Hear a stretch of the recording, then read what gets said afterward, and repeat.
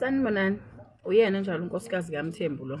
Kushaqisa abaningi okuveza udadewabo kwaZimdola. Lokho kulandela ividiyo esabalele ey'nkundleni zokuxhumana. Udadewabo emthengela imoto ongumsakazi Ukhozi FM uZimdola. Sawubona kuphi naku-platform economy njengamanje ukubingelela yena Mathinda Costom zimqamela amehla akabanyeze baqamela imali phansi. Ngana wethu ngabe usuku lakho lokuqala lancothi wenze kulungele upress i-subscribe button wenze sure ukuthi uyalike uze njalo masikufana amavidiyo kube wena uqala uthole notification.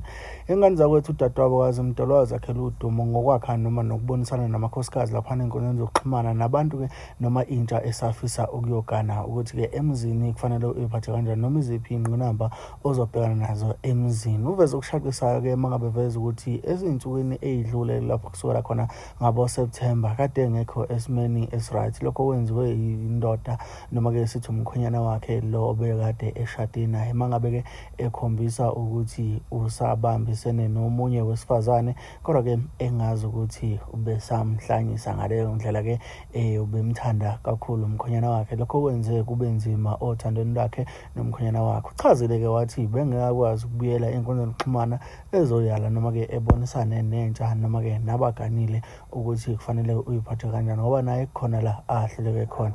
Ngaphandle kokusho isikhathi sakho mntana sekhaya asingene kuyona ke ividiyo yakhe ke uMabiyela Mthembu sizwe ukuthi uthini bese uyangitshela ukuthi uthini mayelana nalolu daba. Sanibonani uMabiyela unkosikazi kaMthembu. Webafazi manini. Ngibuyile kade ngingekho kusukela ngoSeptember. NgoSeptember ngibe nenkinga ukuthi ubaba athola umuntu wesifazane athandana naye ovele nje wamxova ingqondo. Hayi ukuthi umthathe cha kamlo yanje ubaba ubemthanda. Lasizibaningi nje izinto ezenzakalayo ke phakathi kwethu. Ngendlela ukuthi yena angikwazi ke mina uqamba manga. Kungihlolile ukuthi ngize phambi kwenu ngizopreach ukuthi indoda uyiphatha kanjani. Funeke ujabule kangakanani miphambi kwamehla akho. Funeke wenzeni ngibe ngazi kahle ukuthi nginesilonda ngilimele. Bakhona abantu abakwazi ukuyenza leyo nto leyo ukuthi umuntu ukuthi konakele ekhaya eziphambi kwabantu azotshela abantu ukuthi hayi ukuze kuhambe kahle ekhaya ufune kulungisa ukuthi ekubeni yena ekhaya konakele. Mina kungisindile lokho. Abeke bangibona mhlawumbe ngoDecember January ngeke ngavela nje ko live mhlawumbe abayifew ngizama nami ukubhodla ukuthi nje hayi angikho kahle angizizwa kahle umshado wami uyanyakaziseka. Hayi ke ngoJanuary ke cha ubaba uyile ekhaya nibonile nani ngoFebruary ukuthi ngiwatholile neValentine. Uyazama umnumzane. Hayi uyazama. So ngizomtshela ke bafazi ukuthi emendweni ke kunjalo.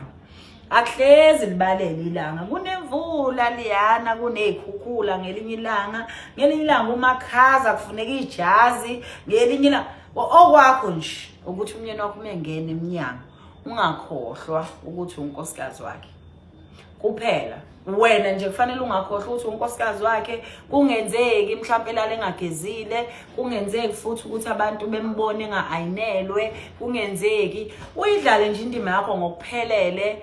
Mhlawumbe uthule emlonyeni ukubone nje ukuthi ngampela ingcini yobanjani.